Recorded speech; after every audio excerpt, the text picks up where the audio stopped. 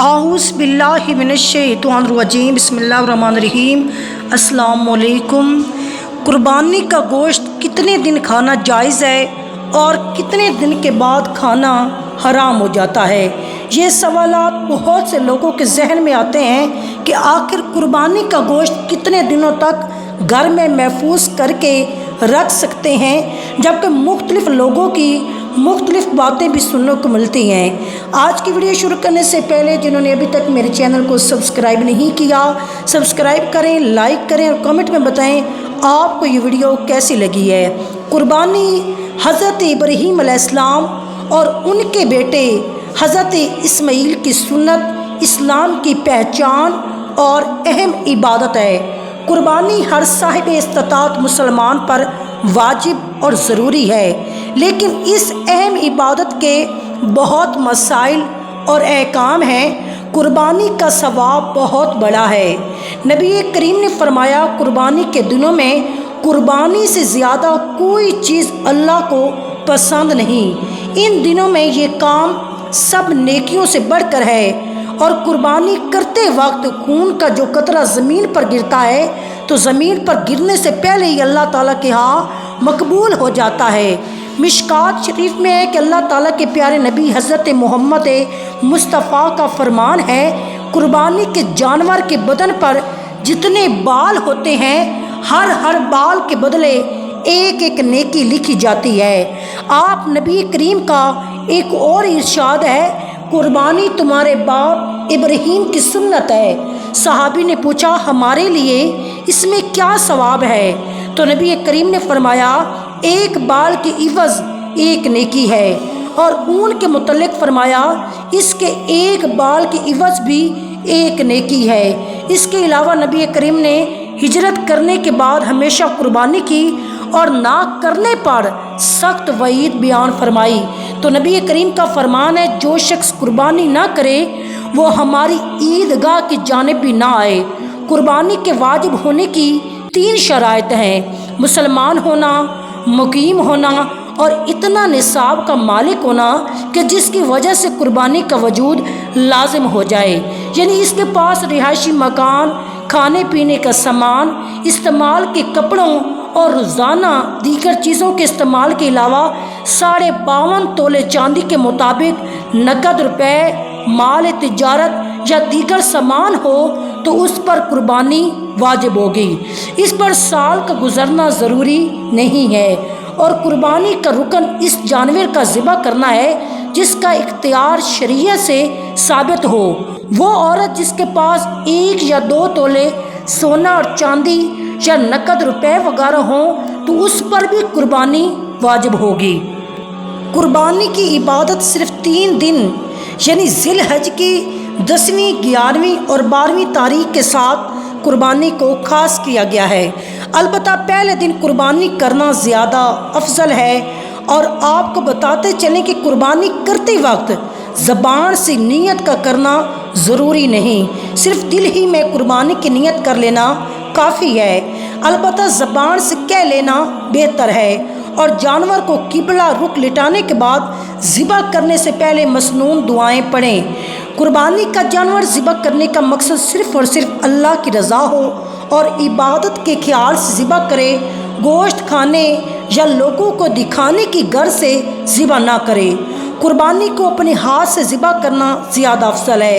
अगर खुद ज़िबा ना करना जानते हों तो किसी और से ज़िबा करा लें, लेकिन ज़िबा के वक्त जानवर के सामने खड़े रहें और बिस्मिल्लाह अल्लाहु अकबर की तलकीन करते रहें ताकि ज़िबा करने वाला गलती ना करे।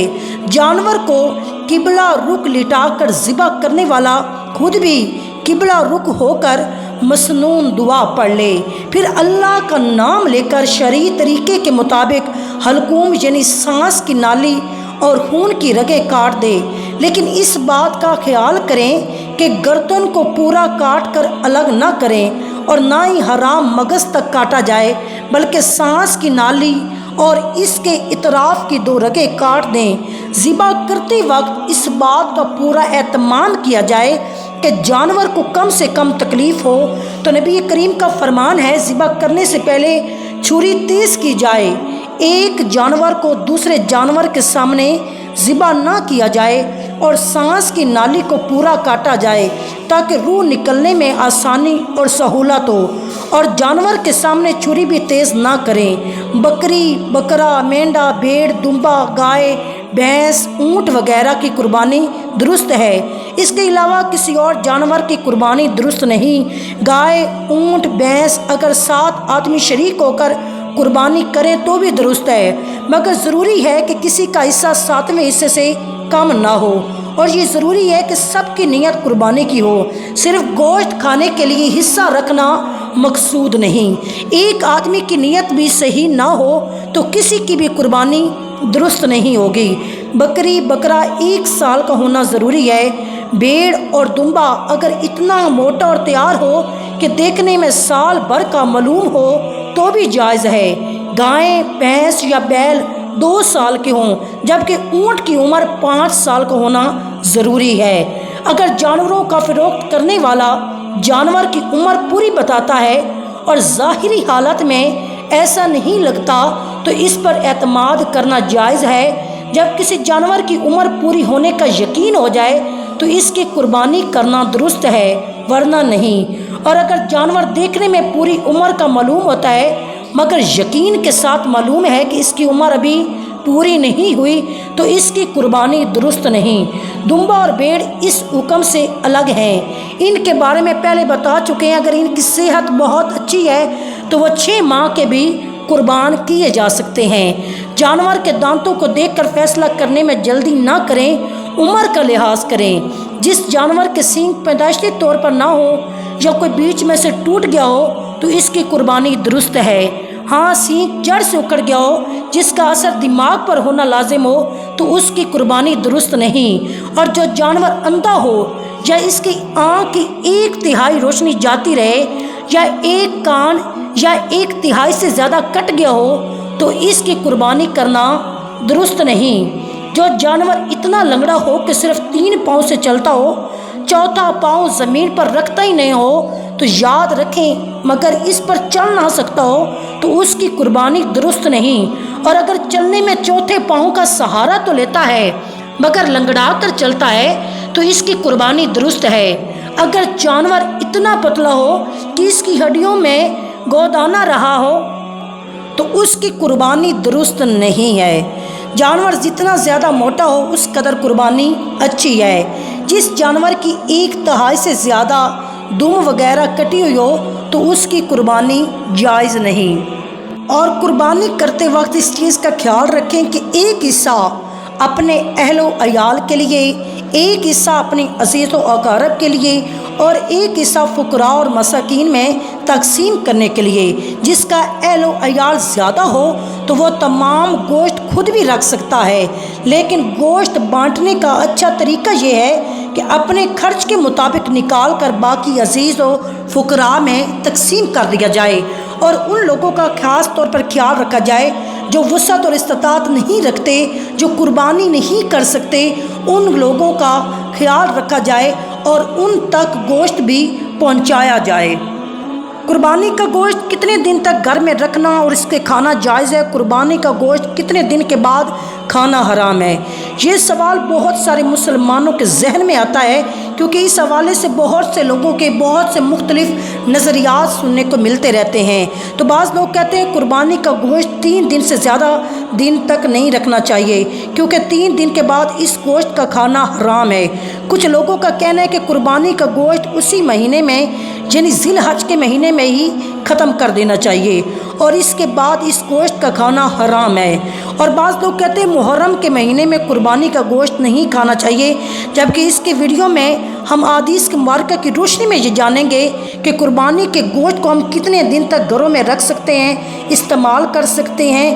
تو اس کے لیے اللہ تعالیٰ نے جو ہمیں نعمتیں عطا فرمائی ہیں ان میں سے ایک بڑی نعمت حلال گوشت بھی ہے۔ گوشت ایک ایسی نعمت ہے جو جنت میں بھی دستیاب ہوگی۔